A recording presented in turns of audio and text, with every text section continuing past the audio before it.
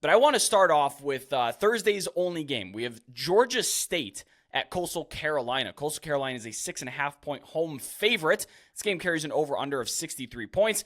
Kicks off at 7:30 p.m. Eastern on Thursday on ESPN. Now, this isn't actionable advice. It's interesting, so I wanted to put it in here anyway, but do beware of trends and things like that. I don't think this is terribly actionable. But these teams have played each other 6 times, and no one has won 2 in a row. They trade it off every year. And interestingly, it's always the road team that's won this matchup. It's a fun series. The 2021 installment was just incredible. A 42-40 shootout that Georgia State ended up taking. But since Jamie Chadwell left for Liberty, Coastal's offensive efficiency has just absolutely tanked. They're 102nd in EPA per rush, 99th in success rate. And along with it, I think he tanked Grayson McCall's NFL draft stock. He is no longer atop of all the passing stat boards like we're used to seeing. Now his passer rating is close to Taven Jackson, who is Indiana's rotational quarterback. I guess they play with 2. And A.J. Swan of Vanderbilt. Now, not terrible quarterbacks, but not Grayson McCall. We're used to seeing him at the top of passing boards year in and year out. He used to be super hyper efficient, honestly. And Tim Beck has effectively come in and ruined that like he has many other stops along the way. They run a pretty, what I think to be a remedial offensive system now. They don't have that creative triple option that you don't even realize you're watching option football because it's so spread and multiple and pass heavy. And they do still throw a lot of short passes, which we expect in the preseason, except to Sam Pickney. They just bomb it downfield to him, but there's really just no creativity with this offense, I don't think. They're not getting a push up front either. They're the 7th worst run blocking team, according to Pro Football Focus. On the other side, Georgia State. They are much better at defending the run than the pass, so we're not going to be seeing a run-heavy approach from the Chanticleers, I don't believe. Outside of one 58-yard rush that they gave up in their Charlotte game, Georgia State has not allowed more than 50 yards rushing to a single player all season yet. 17 yards was all it took to be the leading rusher for UConn when they took on Georgia State a couple weeks back. But there are few worse teams in the country than Georgia State against the pass. It's 121st in EPA per attempt. Darren Granger, the quarterback, he's a lot more efficient as a passer this year. I think he's come a long way. 72% completion in this young season versus just completing 58.5% of his passes last year. He is still a dual threat, but he's a lot pickier with his spots, which I think is to his benefit. It's helped him a lot. The back, Marcus Carroll, has also been excellent on the ground. 7 touchdowns, rushing touchdowns, actually leads the nation currently. And Coastal's, predictably, they're just terrible against the run. Bottom 15 in EPA per rush and success rrate allowed. So much good stuff there, Brett, and I still can't get over the very first thing you said about the road teams always won in this series. Like, I wasn't tracking on that. I think that's an amazing stat. I know you say it's not actionable. It's not. But also last week we talked about Tennessee hadn't won at the Swamp since 2003. Oh, it's not actionable. Well, they still haven't won in the Swamp since 2003. So yeah. It's just interesting how some of these things go. I very much like that. Coastal Carolina has been my favorite in the East all season. They started the year with a 30% chance to win the East. It is now up to a season-high 45% chance due to the increase in their power rating and then also the decrease or just change in power ratings to their main competitors in the East and also the opponents that they're facing throughout the year, including the team in this game.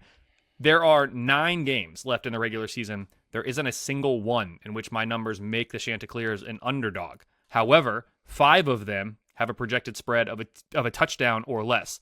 This isn't one of those, though. I have Coastal -10 with a 77% win expectancy. Coastal Carolina was my number 3 biggest upgrade in the power ratings from last week, behind only Sunbelt rival South Alabama and Boston College in a loss to Florida State, interestingly enough. Now power rated number 56. The Chants have the 2nd best defense in the division. It's ranked number 67, behind only Marshall. But it's the offense that's actually the better of the 2 units. I know you've talked about what that looks like this year versus previous years. I have them ranked number 48 nationally right now. Georgia State, that's offensive unit rank. Georgia State is off to a 3-0 start. They rank as my number 12 biggest overachiever to this point of the season with 0.9, almost 1 full win more than my preseason realistic expectations projected through week 3. However, the Panthers have not faced a team power rated better than number 110, an offense power rated better than number 125, and a defense power rated better than number 110. This Coastal Carolina team will be by far their biggest test of the season. and it's on the road. Although, as you said, maybe that doesn't matter in this series, but it is on the road. You are factoring in a home field advantage here for the Chanticleers. Georgia State's number 40 ranked offense is the best offense in the division, and it's the best unit in this game, but their number 112 defense, you touched on this, by far the worst. I just don't see this Panther defense getting enough stops to get the win in this one. I have Coastal Carolina -10, a 23% chance that Georgia State pulls off the upset on the road. Brett, now that we're into conference play, I talked about I'm excited for that. I want to give the listeners and the viewers, if you're on YouTube, just a quick snapshot of what does this game do to the conference championship game projections with everything else equal. Of course, as all games are played, power ratings are going to change. I talked about earlier with Coastal Carolina and how it's changed, but assuming all else equal, right now, Coastal Carolina has a 45% chance to make the conference championship game, as I mentioned. Georgia State's at a 4% chance. With a win, all else equal, Coastal Carolina goes up to a 50% chance, and Georgia State would fall to a 2. They would lose in this scenario. If Georgia State were to win, their chances rise to 13% to win the East, while Coastal Carolina's drops to 26. So it's interesting, all else equal, as things stand, even with a loss, Coastal Carolina still has a better chance to make the conference championship game than Georgia State, who would be a game up with the tiebreaker, because that's how my numbers are projecting Coastal Carolina currently versus Georgia State. So I'm going to give that little tidbit for all the conference games we talk about, which will be most games moving forward, but that's kind of how we'll do that there. And I'll say it slowly the first couple times so folks can keep up. I'm sure it'll catch on after a while. I don't often fly in the face of your power ratings and projections. There's a big reason we have you on the show, and your projections are very accurate, but I am going to fly in the face of them this time. I actually took Georgia State +7 on the road here on Thursday. I like their ability to break off explosive runs. They already have 2 rushes of 60-plus yards on the season, and there's not many teams worse that you can find even over the past 5 years against a run than Coastal. I don't trust Coastal Carolina's offensive system enough to separate if they can't slow down the run. This could be a big back and forth type of thing, and if that's the case, I'm taking the points with Georgia State here. My numbers, which are aggregated power ratings, which do factors yours in there, they make it just a hair under 6, so I do see a little bit of value betting it through the key number of 7. And Brett, I appreciate the kind words, and I'm excited that I'm in your aggregated power ratings this year now that I've changed my scale. That's great. It's very cool, and I like to be a part of those different things. I will say, and this has really come to my attention the more I've gotten out there and done different podcasts and done the show here with you. And I know why this happens. It seems like in games in which we're talking about, those are the biggest games. Those are the games that are attracting the most attention. Those are the games that odds makers are paying the most attention to.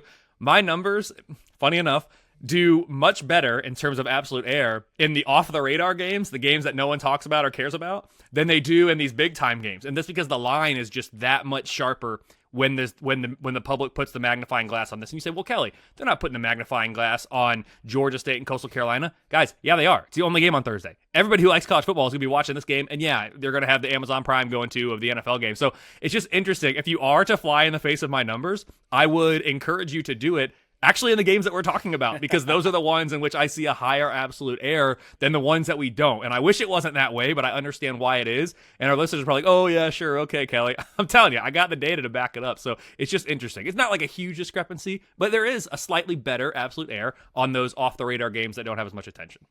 Yeah, and that matters. Why do you think I talk about an FCS game every week? It's an information battle. And when it comes to college football, when you're betting a Saturday slate with 74 games and you pick out Old Dominion, Louisiana, you're going to have a much bigger edge than if you're trying to bet Ohio State, Notre Dame upcoming or an NFL game. It's a lot softer of a market. So I totally understand why your numbers would be ahead of those smaller market, kind of more numerous games rather than the prime times and the big boys.